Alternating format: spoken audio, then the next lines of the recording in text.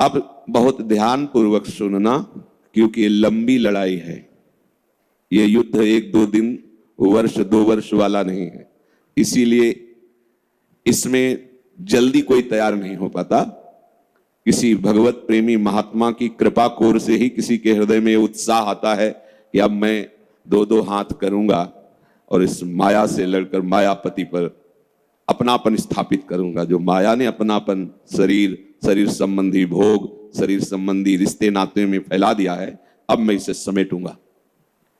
अब इसमें सबसे ज्यादा बात यह है कि पूर्वाभ्यास हमारा भोगों का रहा है, बहुत जोर का, मतलब भोगों में ही रहे हैं। एक शब्द में कह दे कि भोग ही हमारा जीवन रहा है।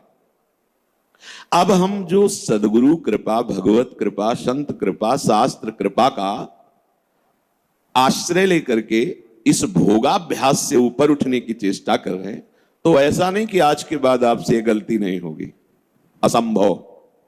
पूर्वाभ्यास आपसे गलती कराएगा, चाहे आप गंगा कसम खाओ, चाहे जमुना कसम खाओ, चाहे अपनी कसम खाओ, चाहे भगवान की कसम खाओ। बिल्कुल सुलझ करके सुनो ना। इसमें अपने जीवन को भी रखकर हम बोल रहे हैं, आपके लिए ही नहीं। बात तब शास्त्र की समझ में आती है जब जीवन में उसे स्वाद लिया जाए, जीवन में उसे जिया जाए, जो शास्त्र कह रहा है, तब उसका अनुभव होता है। कई बार ऐसा हुआ जीवन में कि ऐसा लगा कि इस चढ़ाई पर शायद हम नहीं चढ़ पाएंगे। बार बार वही फिसलन की वृत्ति, बार बार आकर्षण। कभी लगा कि काम बन गया, अर्थात भगवत राज्य में प्रवेश हो रहा है, तो कभी लगा कि मैं जहां हूं वहीं हूं। कई बार मन में निराशा आती है, उदास वृत्ति होती है। क्या करूं, कौन सा साधन करूं, किसके पास जाऊं, किसको पुकारूं जो हमारी इस समस्या का समाधान कर सके। क्या समस्या? भोगाभ्यास। ये खाऊं, ये देखूं, कोई हमें प्यार करे, कोई मेरा अपना हो। कई तरह की असद वृत्तियां हमारे हृदय में बहुत जन्मों से अधिकार किए हैं। दुर्वासना मम सदा परिकर्षयन्ति, वो खींचती रहती है। फिर शास्त्र वचन, संत वचन, गुरु वचन पुनः उत्साह देते हैं, नहीं आगे बढ़ो, आगे बढ़ो। ये जो चर्चा करने जा रहे हैं इसे बहुत ध्यान से सुनना। ये श्लोक मानो उपासक के लिए अमृत है। भगवान कह रहे हैं, सुख दुखे समे कृत्वा लाभा लाभौ जया जयौ ततो युद्धाय युज्यस्व नैवं पापमवाप्स्यसि। बहुत मतलब जब इस पर विचार करो तो जैसे समुद्र में घुसते चले जाओ, थाह नहीं मिलती। ऐसे इसी श्लोक की थाह नहीं मिलती। कल से इसी श्लोक पर भगवत कृपा से चिंतन चल रहा है। ये स्वयं भगवान के वचन हैं। इसे स्वीकार करने पर कभी लड़खड़ाओगे नहीं। हम ये नहीं कहते कि पूर्वाभ्यास आपको गिराने की चेष्टा नहीं करेगा। जब गिर जाता है कोई तो वो एक निराशा आती है। सफलतापूर्वक नियत स्थान पर दौड़कर पहुंच जाना विजय कहलाता है, और बीच में गिर जाना पराजय कहलाती है। भगवान कह रहे हैं, जया अजयऊ। तुम्हें जय और पराजय में दोनों में समान भाव रखना है। बहुत बढ़िया बात है, और इसी बात से परमार्थ की यात्रा शुरू होती है, पूर्ण होती है। नहीं तो बीच में ऐसे लुभावने वन उपवन वाटिका जिसमें मन सोचता है बहुत दौड़ लिया, थोड़ा आराम कर लेते हैं, चूक हो जाएगी। बड़ी भयावनी घाटी जिसमें लगता है कि अब तो निकल ही नहीं पाएंगे। दोनों बातें ये हमको परास्त नहीं कर पाएंगी यदि भगवान की ये बात हमारे दिमाग में रही। स्वयं भगवान कह रहे हैं कि नैवम पाप मवाप्स्यसि, तू पाप को प्राप्त नहीं होगा। यहां भगवान को ये संबोधन करने की क्या आवश्यकता थी? क्योंकि कहीं ना कहीं हम जब पराजित होते हैं तब वो लगता है कि पाप बन गया अब हमसे। अब क्या, अब तो भ्रष्ट हो गए, नष्ट हो गए। 10 वर्ष से संयम से चल रहे थे, अब क्या, सब बेकार हो गया। कदापि नहीं। ये 38वां श्लोक है, और एक श्लोक के बाद 40वां श्लोक में भगवान बीच में जो बात कही इसी की पुष्टता के लिए कह रहे, नेहा विक्रम नाशोस्ति प्रत्यवायो न विद्यते स्वल्पमप्यस्य धर्मस्य त्रायतो महतो भयात। ये जो हम तुम्हें बात बता रहे हैं सम बुद्धि की, जयाजय, जय और पराजय में बराबर भाव, समान भाव रखना, बोले इसका आरंभ मात्र कर दो तुम तो इसका नाश नहीं होने वाला, और इसका कभी भी उल्टा फल नहीं हो सकता कि आप गिर गए तो नरक यात्रा होगी। पहली बात तो वो गिरना आपका एक अनुभव होगा और आपकी चाल तीव्र हो जाएगी। अगर ये बात आप समझोगे, नहीं समझोगे तो निराश होकर उधर ही चले जाओगे। बहुत विचित्र मन की चाल है, बहुत विचित्र। वो जब ये भूत की तरह चढ़ जाता है, कब चढ़ गया और कब गिरा दिया पता नहीं चलता।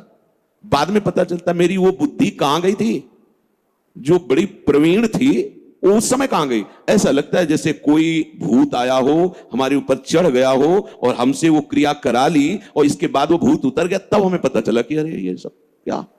ये एक दिन की बात नहीं है, एक बार की बात नहीं है। जब तक भगवत प्राप्ति नहीं हो जाती तब तक ये भूतावेश कहां कब कैसे होता है समझ में नहीं आता।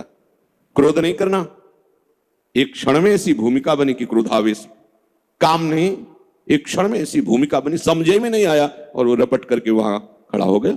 लोभ नहीं करना, मोह नहीं करना, समझते हैं समझाते हैं, कब कहां वो भूत जैसा चढ़ता है, फंसा देता है। बहुत, ये एक दिन की साधना नहीं, ये आजीवन का खेल है। इसलिए इस बात को समझो, हर उपासक चाहे गृहस्थ हो चाहे विरक्त हो। प्रभु कह रहे हैं कि इसका कभी उल्टा फल नहीं होता। यहां कहा नैवम पाप मवाप्स्यसि, तुझे पाप की प्राप्ति नहीं होगी। भगवत मार्ग के पथिक हो। अखाड़े का नियम है, जब कुश्ती में दो योद्धा लड़ते हैं तो जो जीतता है उसको तो इनाम मिलता है, जो हारता है तो इनाम का आधा पैसा उसको मिलता है। 5,000 इनाम तो 5,000 उसे मिलेगा और 2,500 इसे मिलेगा। इसके बाद उसका आने जाने का किराया खर्चा मिलेगा, क्योंकि उसने पूरा प्रयास किया है। लौकिक हम आपको उदाहरण दे रहे हैं, पर हमारे भगवत मार्ग में है कि हारने वाले और जीतने वाले दोनों को बराबर इनाम मिलता है।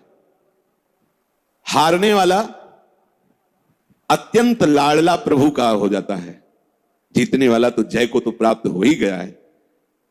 हमें लगता है कि हारने वाले के प्रति प्रभु का विशेष दुलार होता है, क्योंकि हम सब हारने वाले में ही, जीतने वाले में जैसे भीष्म जी हैं, कर ली प्रतिज्ञा तो पृथ्वी हिल जाए आकाश फट जाए, पर उनकी प्रतिज्ञा टूटने वाली नहीं। पर अपने शाम के की सवेरे टूट गई, हार गए।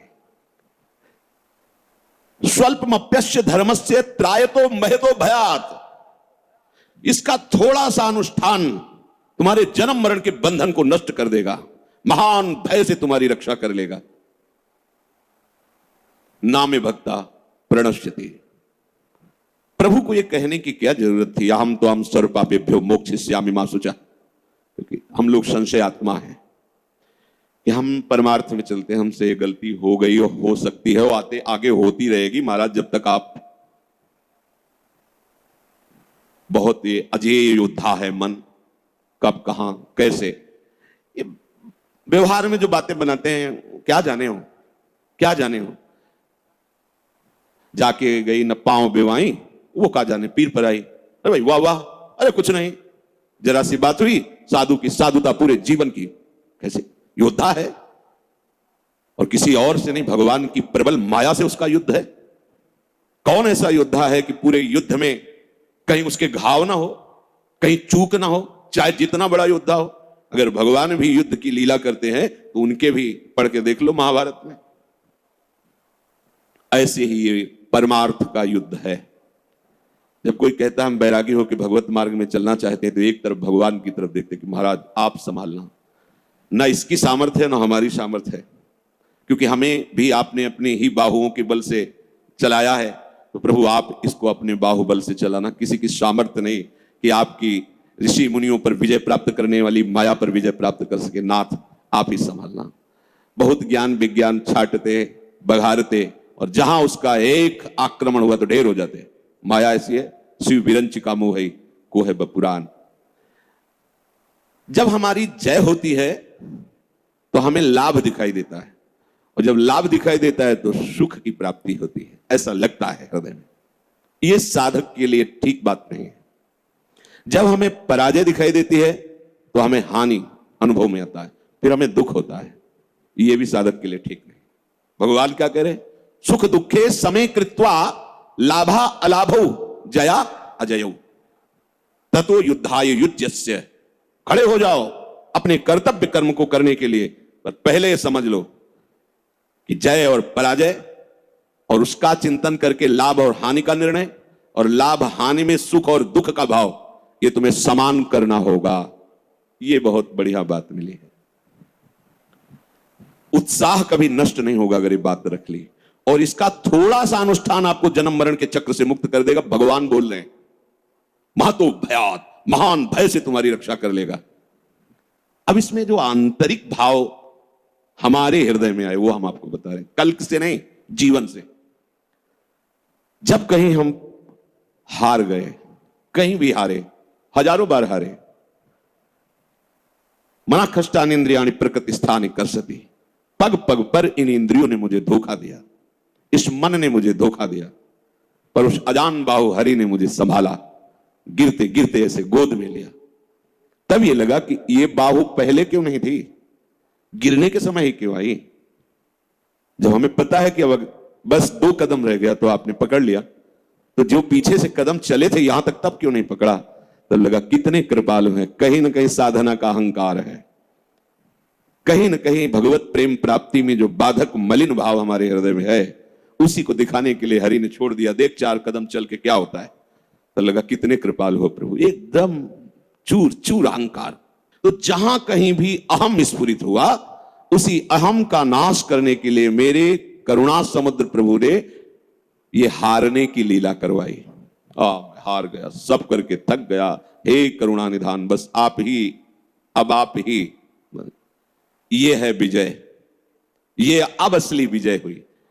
तो हमें पूरे जीवन में यह ध्यान रखना है, कैसी भी परिस्थिति हो, कैसी भी हमारी मन की स्थिति हो, कैसी भी, हमें भगवत मार्ग नहीं छोड़ना है। बस ये बात समझ लीजिए आप, ये बात आप बैठा लीजिए।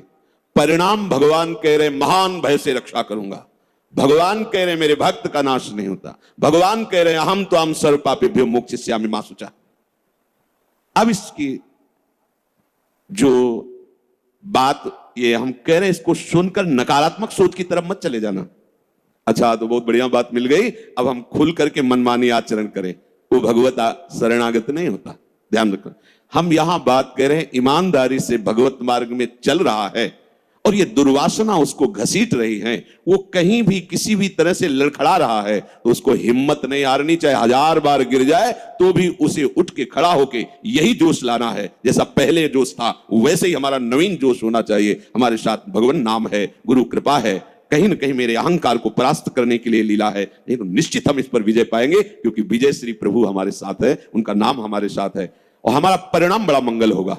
अमंगल हो ही नहीं सकता। इस मार्ग में चलने वाले का कभी अमंगल नहीं होता, किसी भी तरह से अमंगल नहीं हो सकता। इसलिए ये दृढ़ निष्ठा रखो और कभी भी बड़े से बड़े लाभ में हर्षित मत हो, बड़ी से बड़ी हानि में शोकित मत हो। भाई तुम्हारी दृष्टि में हानि हुई, देखने वाला तो जो देने वाला है वो कह रहा है नैवम पाप मवाप्स्यसि, हम तो हम सर्व पापेभ्यो मोक्षयिष्यामि। कदम बढ़ाओ, पीछे मत लौटो, इधर उधर किसी को मत ताको कि तुम्हारा कोई सहयोग करेगा। अगर किसी को सहयोगी माना तो निराश ही कर देगा। अब तो नहीं हो पाएगा, क्योंकि 10 वर्ष हो गए, इसके बाद भी वही। अब नहीं, आखिरी श्वास भी हमारी यही प्रयास करेगी कि हम अपने प्रभु के अनुकूल चल करके उनको रिझा लें। बस ये जो अंदर आपके बात है, यही भगवत प्राप्ति कराएगी। ध्यान रखना।